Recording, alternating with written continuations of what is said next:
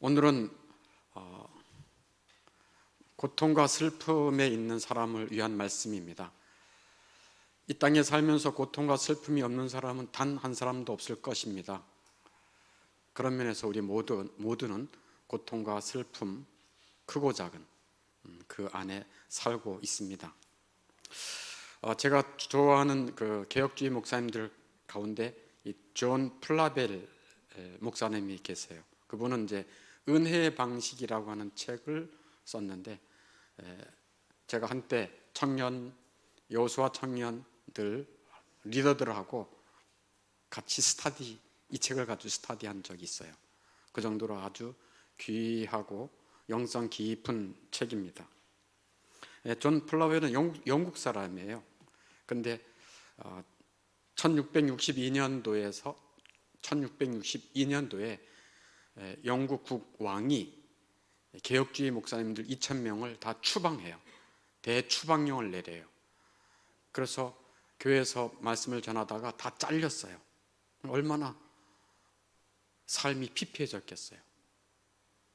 그리고 존 플라벨 부모님도 경건한 부모였는데, 개혁주의에 맞춰서 말씀대로 살아가려고 할 때 나라의 미운틀이 바뀌어가지고 그 당시 흑사병이 창궐한 도시에 그냥 거의 가둬놓다시피 해서 부모님이 비참하게 죽었어요. 그리고 존 플라벨은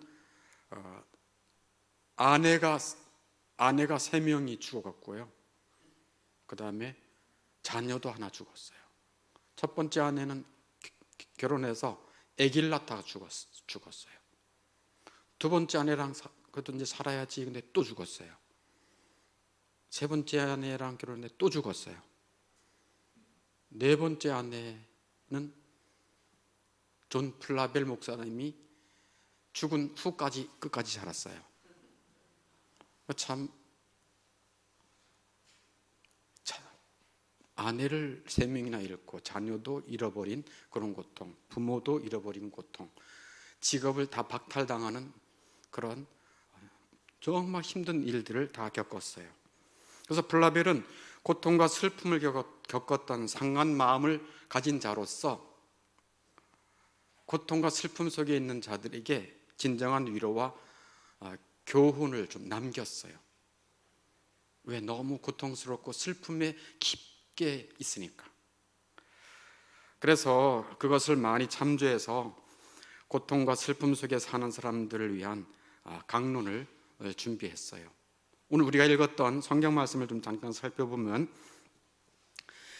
시편 94편 12절에 이렇게 말하죠. 여호와여, 주로부터 징벌을 받으며 주의 법으로 교훈하심을 받는 자가 복이 있나니. 두 가지로 복이 있다고 그래요. 복 있는 사람이 누구냐? 첫 번째, 하나님께부터 징벌, 이 징벌은 영어로 디시플린, 이 단련받고 또 교육받는 거, 또 매 맞는 거, 이게 이제 징벌이라 그래요.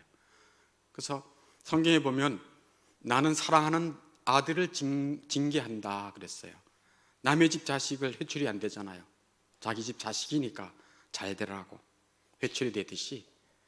그래서 주로부터 징벌을 받는 자가 복이 있다라고 말씀하고, 두 번째는 주의 법으로, 하나님의 말씀으로 교훈받는 사람이 복이 있다.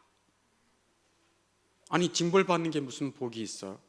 그 시편 119편 71절에 보면 고난받는 것이 내게 유익이라, 이런 말미암아 내가 주의 말씀, 주의 율례를 알게 되었다.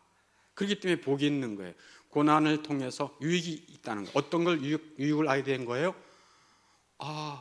정말 인생이 헛되구나, 내가 죄인이구나, 하나님이 살아 계시는구나, 하나님의 말씀대로 살아가는 것이 복 있는 인생이구나, 그거를 알게 되니까 복된 사람이라는 것입니다. 두 가지. 주로부터 징벌받는 자가 복되다. 주의 법으로 교훈하심을 받아서 주의 말씀대로 살아가게 된 사람이 복 있는 사람이다 라는 것을 말씀해 주고 있어요.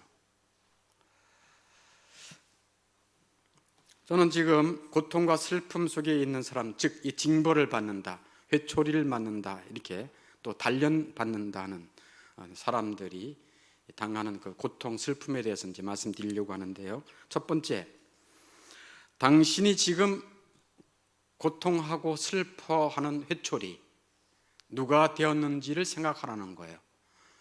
내가 지금 너무 힘들어, 고통도 있고 가정에 이만저만한 슬픔이 있는 게 아니야. 이것을, 이런 회초리, 이런 징벌을 누가 됐느냐? 여러분에게 질문할게요. 누가 나의 삶에, 우리의 가정에 이런 힘든 매를 되었을까? 누가 되었을까요? 그걸 인정하세요? 그 인정하면 대단한 거예요. 지금 고통하고 슬퍼하는 회초리를 누가 되었는지를 생각해야 돼요. 모든 일은 하나님이 주관하십니다. 모든 일 하나님이 주관하세요. 그래서 로마서 9장 15절에 보면 내가 불쌍히 여길 자를 불쌍히 여기리라. 하나님은 불쌍히 여길 자를 불쌍히 여기십니다. 하나님이 행하시는 거예요. 또 21절에 보면 토기장이가 진흙항덩이로 이런 그릇 저런 그릇을 만들 고난이 없느냐? 내가 토기장이다.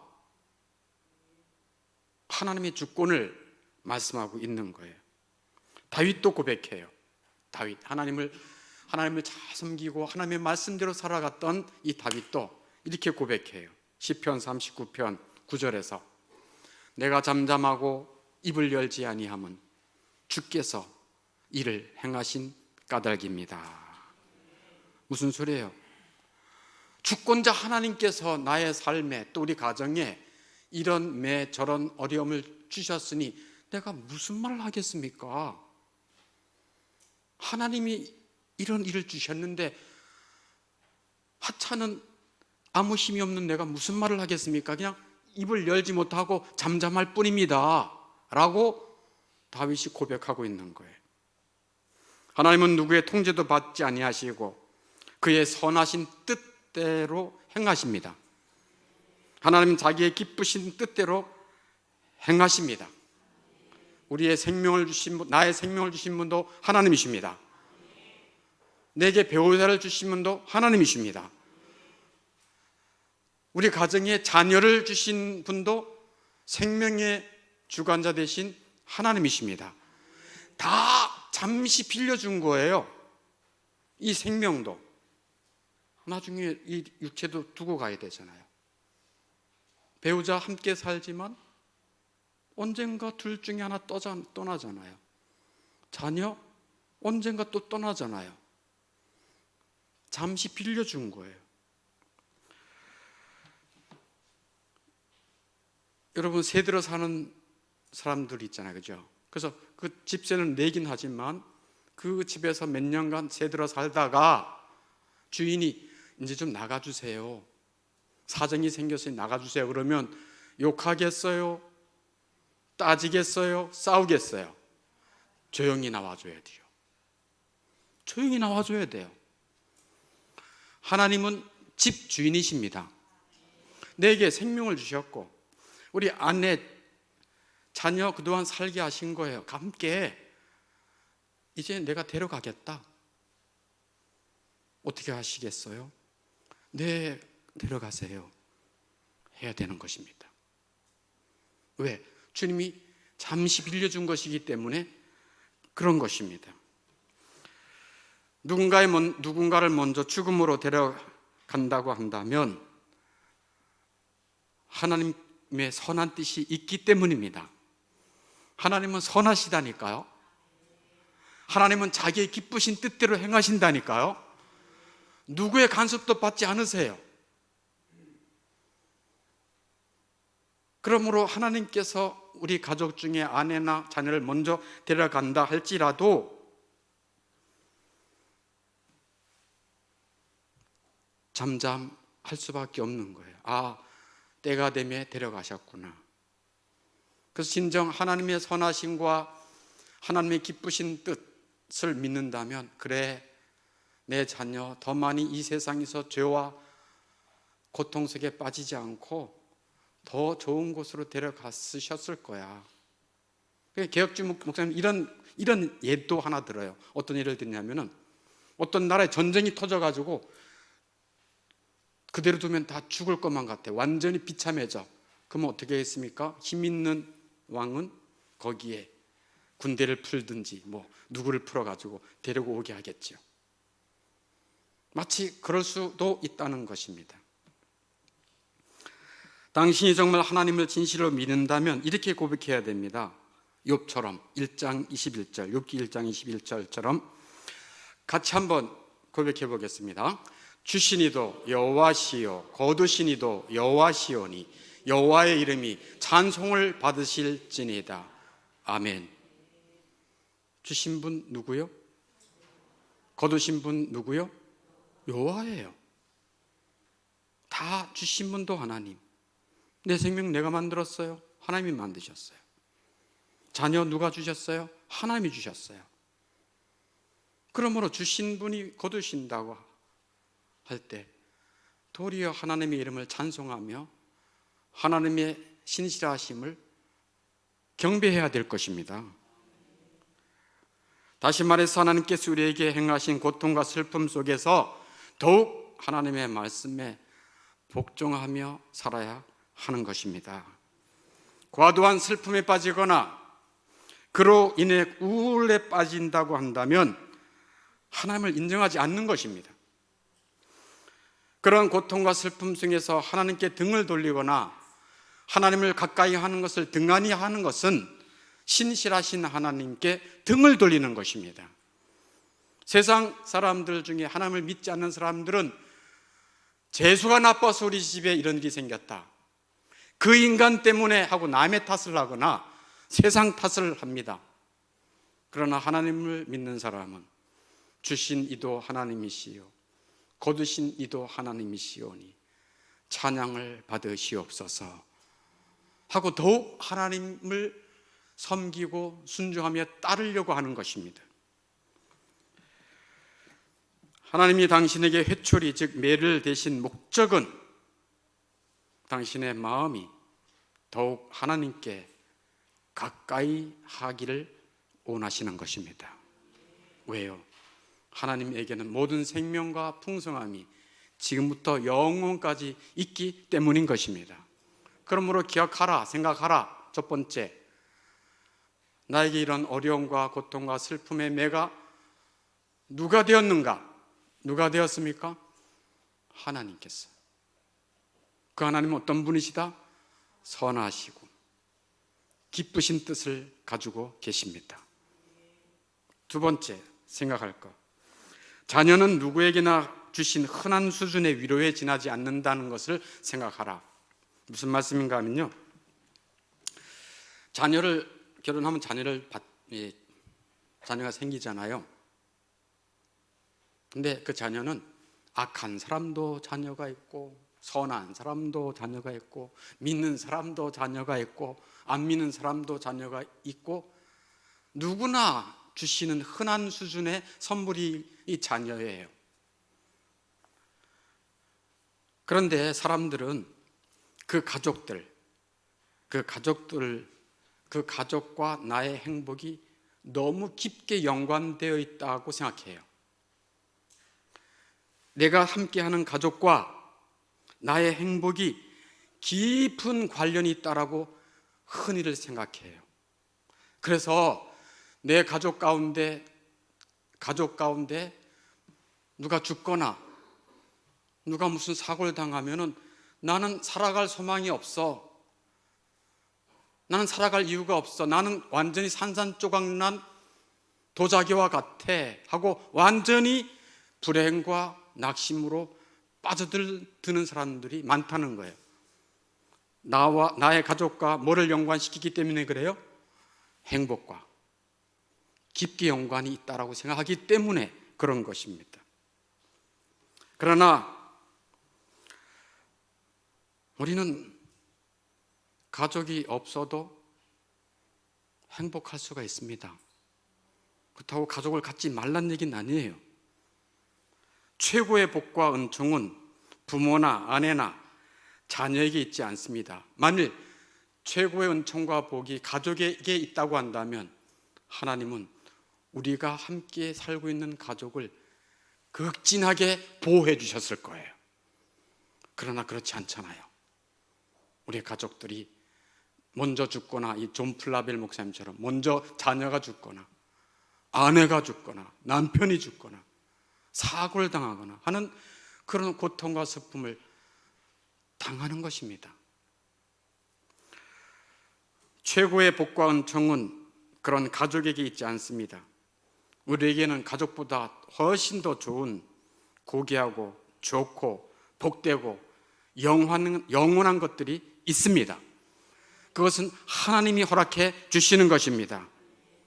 혹여 가족이 다 죽어도, 다 떠나고 또 떠나고 죽었다 할지라도 우리는 예수 안에서 그 한 영혼은 안전하고 행복할 수가 있습니다.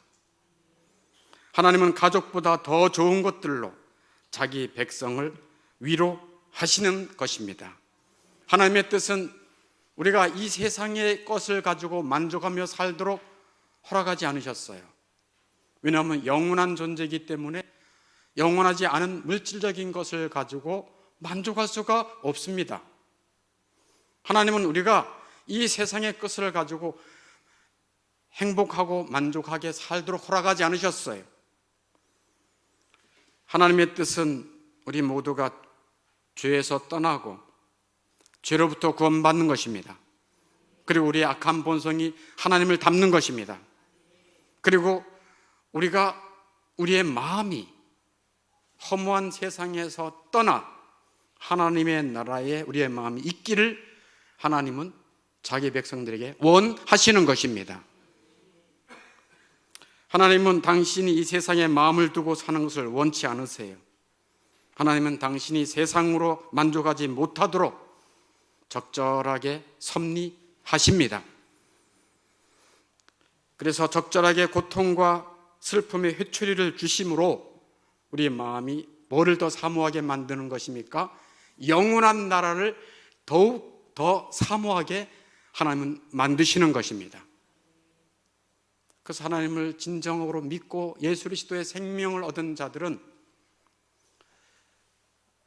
배우자가 먼저 떠나거나 또는 어린 자녀가 떠나서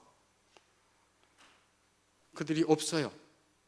그럴 때는 그동안 배우자와 자녀들에게 쏟았던 사랑을, 그동안 내 사랑이 파이가 동그랗게 요만큼 했다면 그동안 그 사랑이 다 쪼개져서 배우자에게, 자녀에게 나눠졌다고 한다면 자녀가 없고 배우자가 없을 그 파이가 없어졌으니 하나님께 대한 사랑, 예수님께 대한 사랑이 더 뜨거워지므로 하나님은 영적 유익을 갖도록 하시는 것입니다.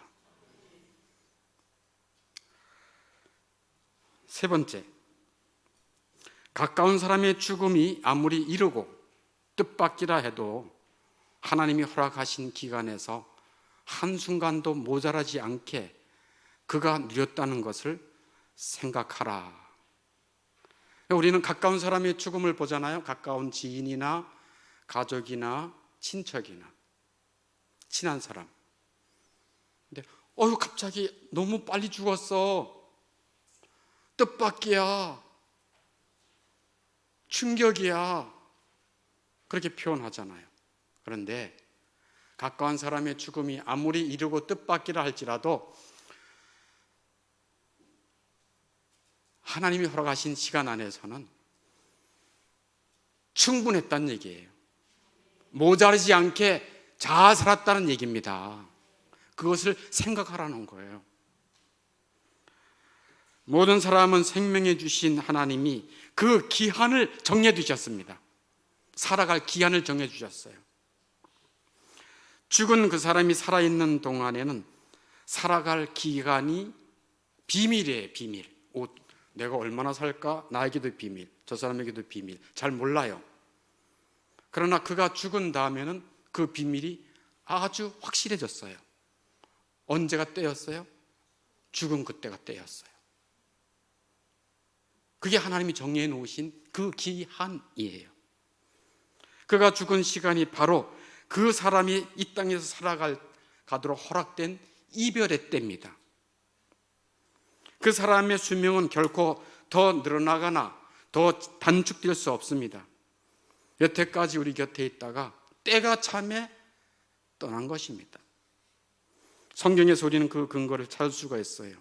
욥기 14장 5절에 이렇게 하나님이 말씀하죠. 그의 날을 정하셨다.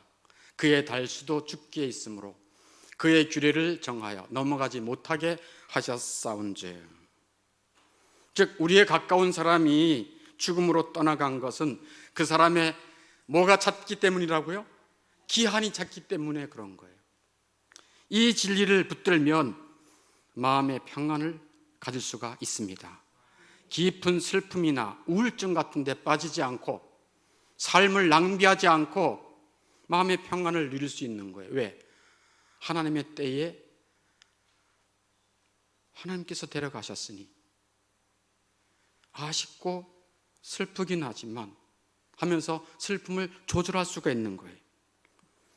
이 진리를 붙잡으면 고통과 슬픔에 빠져 나의 마음과 삶을 허비하지 않게 됩니다.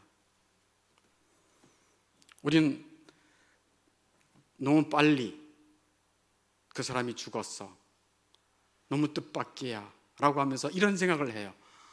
그 사람이 조금 더 건강관리를 잘했더라면 더 살할 수 있었을 텐데, 그때 그 사람 먹는 거 보고 내가 알아봤어, 이렇게 뭐뭐 했더라면 이렇게 생각해요. 그때 거기를 안 갔었더라면 큰 사고로 죽지 않았을 텐데, 내가 좀 더 챙겨줬었더라면,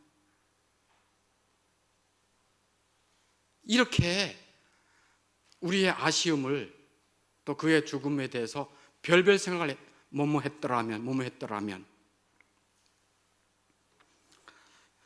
결단코 그렇지 않습니다. 그것 때문에 죽은 게 아닙니다. 하나님이 정하신 기한이 찼기 때문에 하나님이 데려가신 것입니다.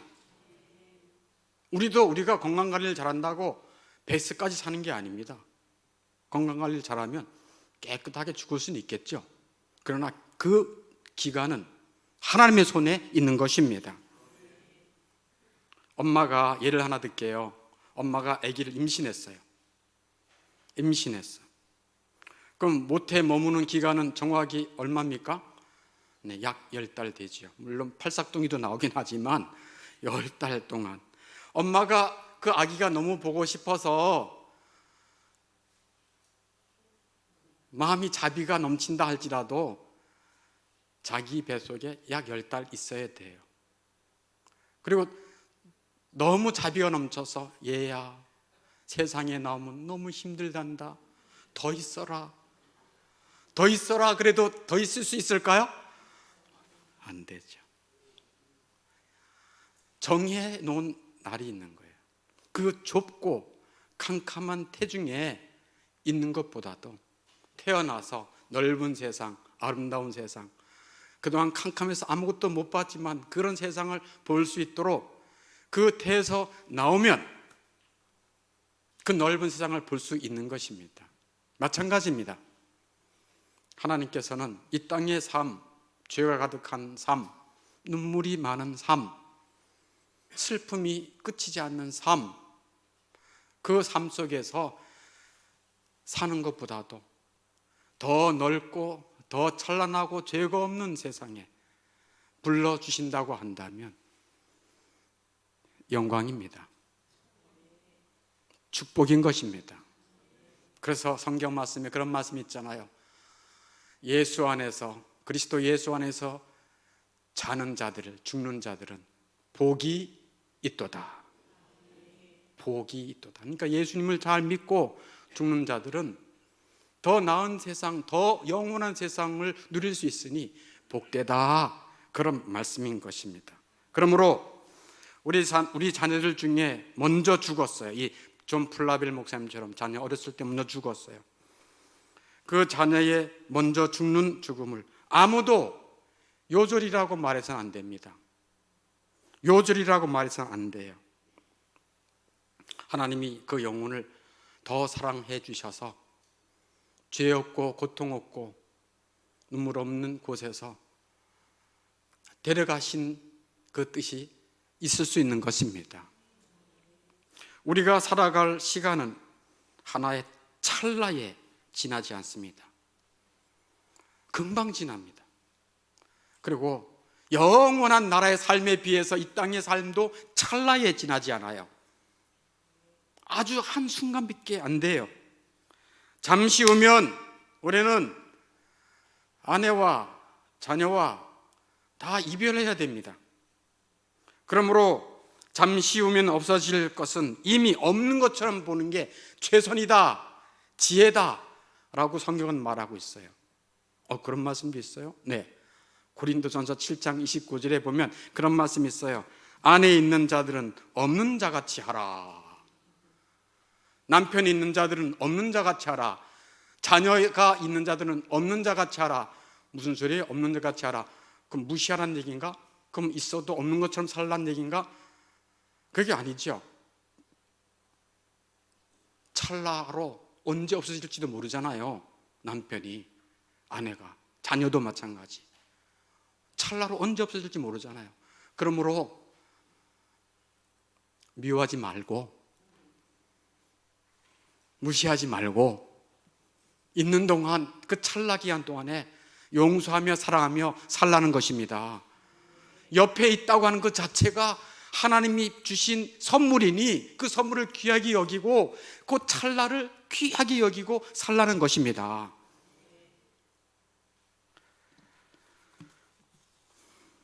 우리는 소중한 사람들을 데려가시는 하나님의 손길을 느끼되 적절한 슬픔을 적절하게 제어하고 조절해서 덧없이 죽어가는 우리의 생명을 허비해서는 안 될 것입니다.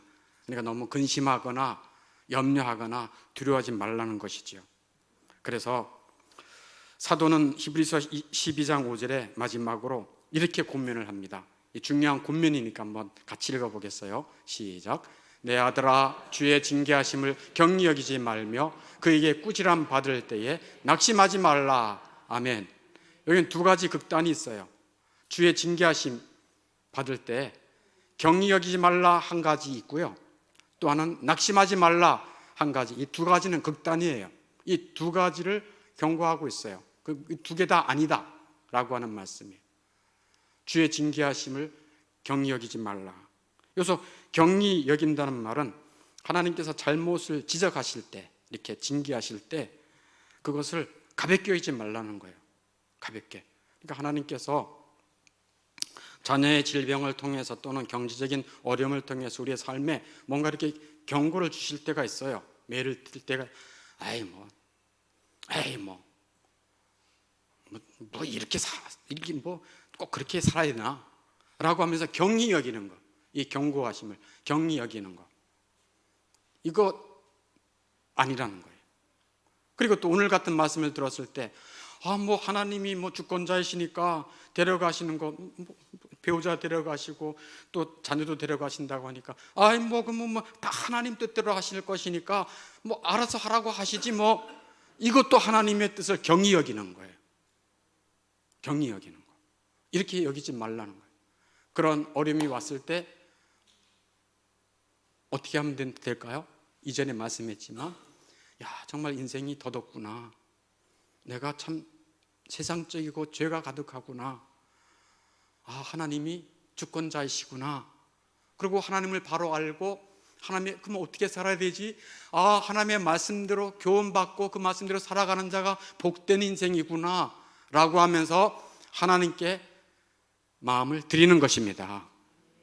그렇게 살라는 거예요. 경히 여기지 말라는 거예요. 또 하나의 극단은 뭐예요? 낙심하는 거예요. 낙심하는 거.